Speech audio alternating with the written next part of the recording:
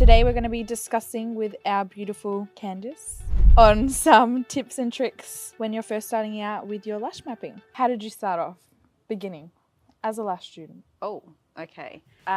So I have spoken about this when I did my one-to-one, but just a quick recap. I got into it when it wasn't anywhere. I went to a beauty expo and I saw someone doing a demonstration. So I took the DVD, I bought the DVD, just slowly built up. So back then there was no lash mapping. That wasn't such a thing. For me, it was just getting the lashes on. That was it. Did they look good though? They looked terrible. I didn't understand, and we were working with a J curl, which is pretty much straight. Yeah. So, you know, I just had these like spider arms. What's the most popular curl? We're going off topic now, aren't we? But Oh, well, C or D. Yeah.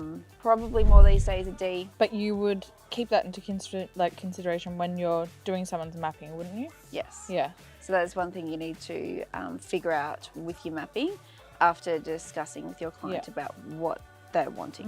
What are probably some of the main things that you would recommend for a beginner to do when starting out with mapping? Like, is there some certain style that's the most common, or? Mapping is actually quite challenging to understand because trying to differentiate between a style, a shape, a lash thickness, a curl, a length, there's so much to consider. It's a lot, and people want them for $20.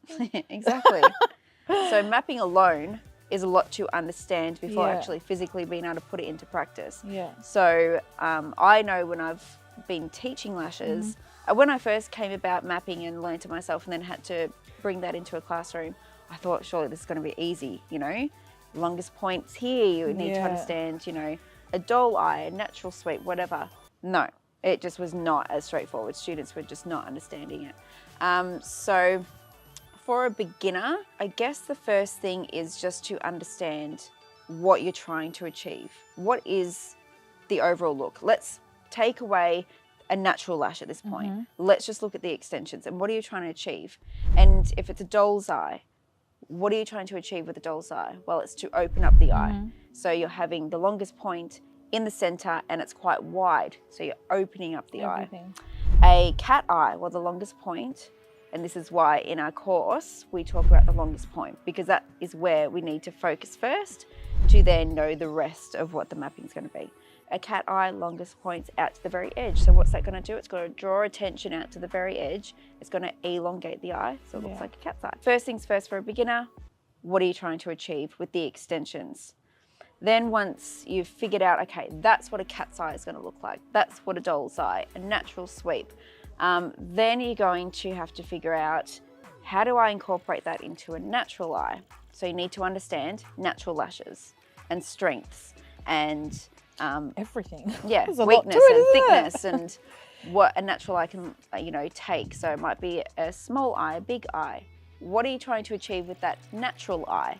Are you trying to open up their eye? Are you trying to not draw attention to the hooded eye? Or so knowing that second. With a hooded eye, what would you generally map?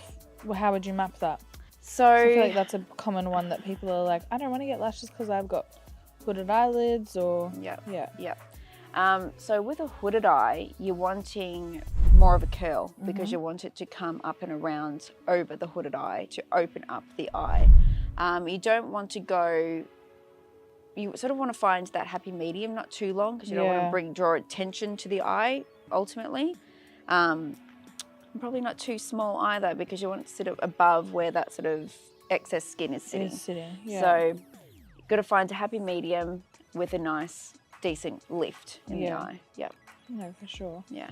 And what are some things that you use for your mapping now that you didn't really use when you first started? Or is it the same kind of tools and products and... Similar tools and products. One thing I learned as I went along are the different layers of the lashes. So that's probably more of an advanced skill that you learn. And if you were to do advanced courses, that's something that you'd learn is working with the different layers and working with different curls in those layers and lengths in those layers to create dimension for the set. It's quite a challenging skill because everyone's eye is different in terms of how many layers they've got. and to ultimately get like that real different lengths and curls and texture, there's a really fine art skill with that. Yeah. So that's probably been, This is why lash mapping is important, right? Yes. And what about, have you ever had any instances where a client wants a particular style, but you know that this is going to look bad, and you're trying, like, they won't take your advice, they want something else? What have you done in those situations? I've definitely had the clients who come in with weak, fine lashes, And they want the biggest, the don't they? longest, heaviest lashes. Now, there have been times where I've been like, look, I'm not going to be able to do that because it's going to damage your natural lashes, and I've gone against what they've wanted. They haven't returned, I'll be honest. But there have been times where I've found, once again, a happy medium where I've been like, okay, if I was to come in, I would have done this length and this thickness. However, you're wanting this. So what about if we meet in the middle and I'll do this? I can't guarantee retention. Yeah. Because, but at least I'm not putting too much weight on it. So they might come back and they're like, okay, it only lasted this. Okay, now do you see why we need to go a little bit shorter? Or we might go a little bit finer, or less of, maybe not a full volume, we'll go a natural volume. So, finding that sort of happy medium. Yeah. And what about, is lash mapping, like you said before, you can get into like advanced techniques with layering. Do you think it really is a confidence thing on what people map for each client? And I only say this because I've had lashes, this I think was the last time I had them, and I have quite big eyes, and the way that they were done was almost like my eyes looked droopier, or so, I don't know if that's the right word. Anyway, the ends, it looks like they really closed off my eye. Yes. Yeah. So probably what's happened there, and I didn't see this set, so I'm not too sure, is everyone's got finer lashes on the very edge. So unless your client has strong lashes, you've got to be careful with how much weight you put there.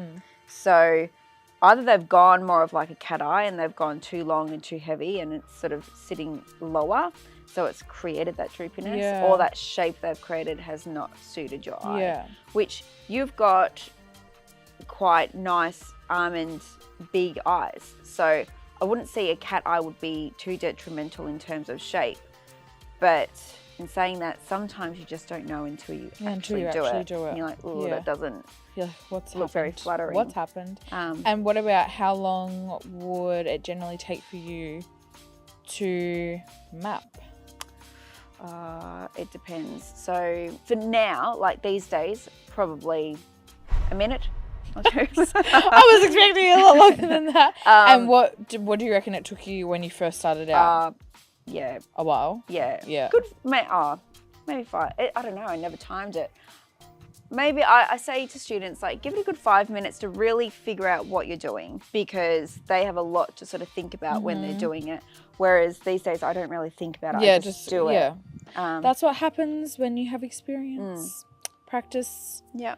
You'll always improve. It is different because when you have been doing it for so long, and all my client base are returning clients. Yeah, so you know them. You know what they want. So sometimes I don't map because I just know, and it's all refills.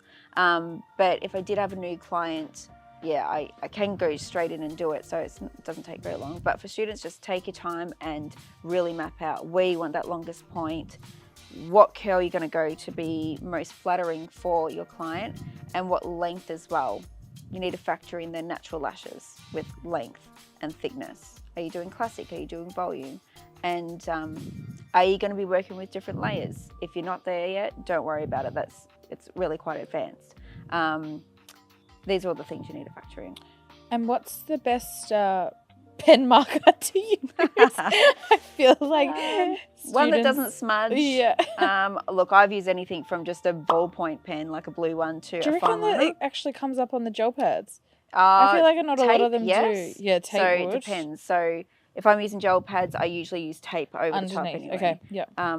or sometimes I just use tape. I have some clients that are allergic to the gel pads. The gel pads, they can irritate your eyes, Yeah. so be careful on The that. gel pads usually a fine liner, but just Yeah. make sure it's not going to. Some of them smudge if Yeah, you really go over quickly. too quickly. Yeah. Okay, awesome. Any other tips, info, tricks?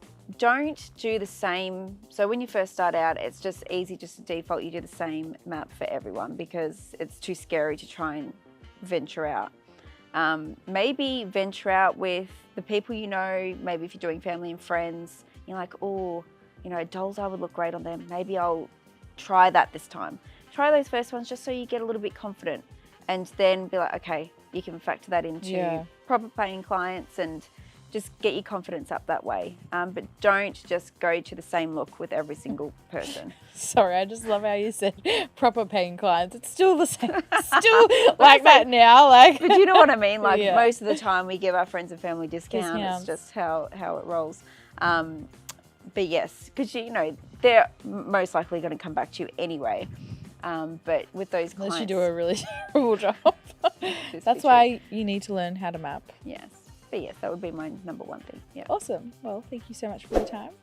So if you guys want to see more, like, comment, subscribe, and check out our courses on our website. Okay, well, we're going to have to go because something got in my eye. All right, bye, guys. I'm not even kidding. Oh, you're not what? No, like something is actually in my eye.